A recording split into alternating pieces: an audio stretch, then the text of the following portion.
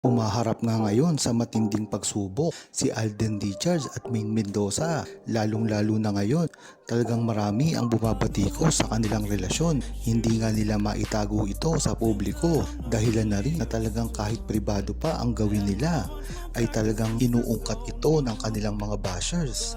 At hindi sila makakatakbo dito. Lalong-lalo na si Alden Richards na hanggang ngayon ay nagpo-promote pa rin ng kanyang movie. Talagang kahit anong asahan mo ay talagang masisira at masisira din nila si Alden Richards at Maine Mendoza. Ang mahalaga lang dito ay hindi nila ito pinapansin.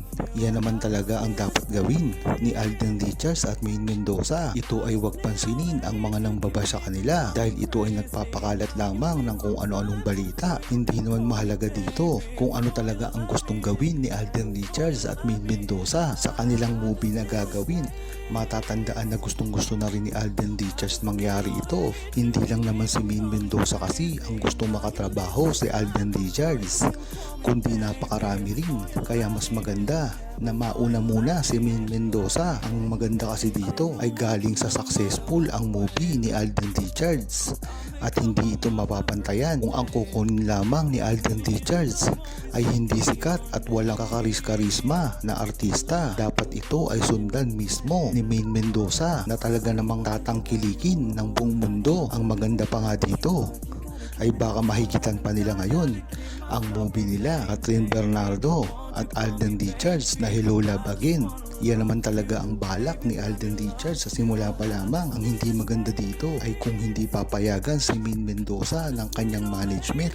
Alam naman natin kasi sa simula pa lamang ay dyan na talaga nagkakaproblema ang pagsasama na ginagawa ni Alden Richards at Maine Mendoza. Kaya hanggang ngayon ay talagang napakalabo pa rin ng nangyayari sa kanila. Ang mahalaga dito ay nagbigay na ng pahayag si Alden Richards at Maine Mendoza na gusto nilang magsama sa isang proyekto sa movie man o teleserye. At yan din mo mapapatunayan na si Maine Mendoza at Alden Richards ay nagmamay-ari ng McDonald's. Ito ang gusto at pilit na itinatanggi ng mga bashers ni Maine Mendoza at Alden Richards. Dahil kung si Maine Mendoza at Alden Richards ay merong McDo, ito talaga ang totoo na naglilink sa kanilang relasyon at hindi na kayang pasinungalingan ng mga bashers. Walang kaalam-alam kasi sa kanila na talagang ito ang nagbunga sa kanilang relasyon dati pa lamang. Biruin mo ba naman si Alden Richards ay mayroon ng tsansa na gumawa ng sariling restaurant katulad ng Conchas at iba't iba pang mga business.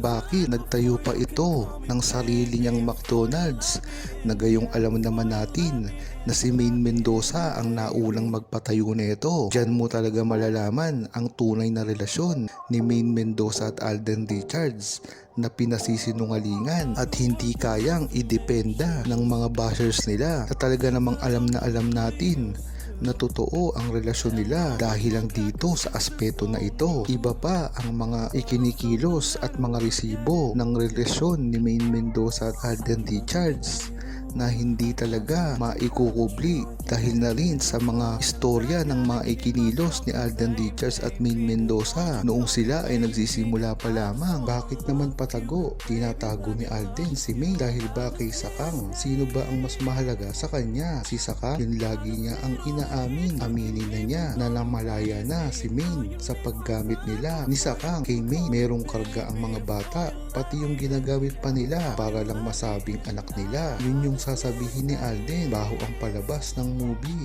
Alam na yan ni Sakang, wag na gamitin si Maine para lang abangan niya. Yun din sasabihin si Sakang na karelasyon. Walang ibang halata. Malaki ang gusto ni Alden kay Sakang. Talagang ginagamit lang nila si Maine Mendoza para nalin sa kanilang mga kaginhawaan at talagang napakalaki ng pagkagusto ni Kathryn Bernardo kay Alden Richards. Ito ay makikita na rin sa mga ikinikilos ni Kathryn. Lalong-lalo pa ngayon ay napapabalita ang mismong pagkikipagrelasyon ni Daniel Padilla sa ibang babae. Kaya syempre ay mapipilitan na rin si Kathryn Bernardo na makipagrelasyon. Ngunit nagkakamali siya kung si Alden ang napili niya dahil ito ay nakatali na kay Maine Mendoza. Marami na rin nakikita sa social media, YouTube at Twitter na botong-boto sila kay Alden Richards at Kathryn Bernardo Bernardo. Diyan mo malalaman na wala talaga silang kaalam-alam pagdating sa relasyon ni Maine Mendoza at Alden Richards, dahil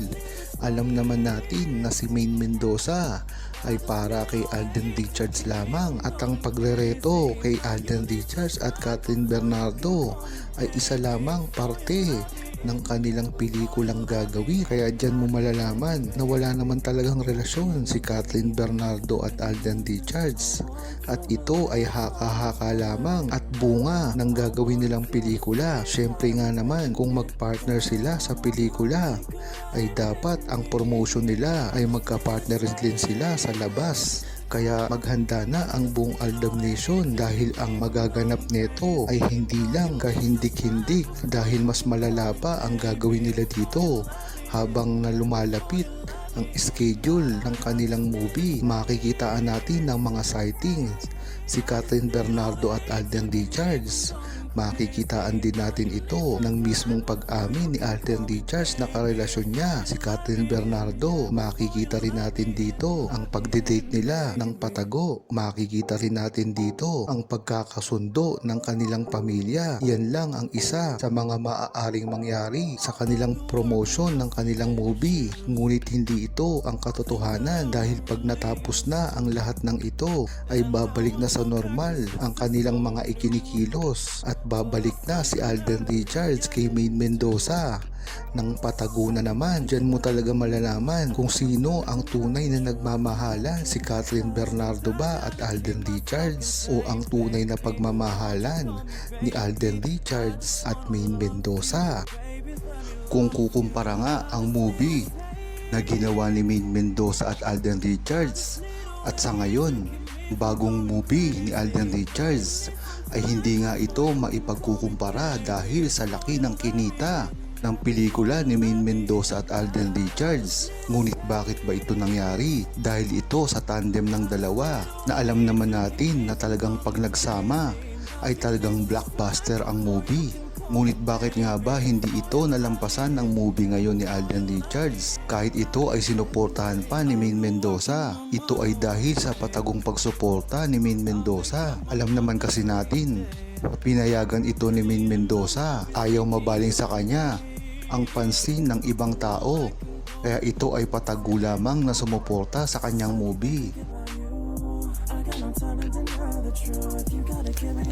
Huwag kalimutang mag-subscribe, comment at i-like ang video na ito. Thanks for watching!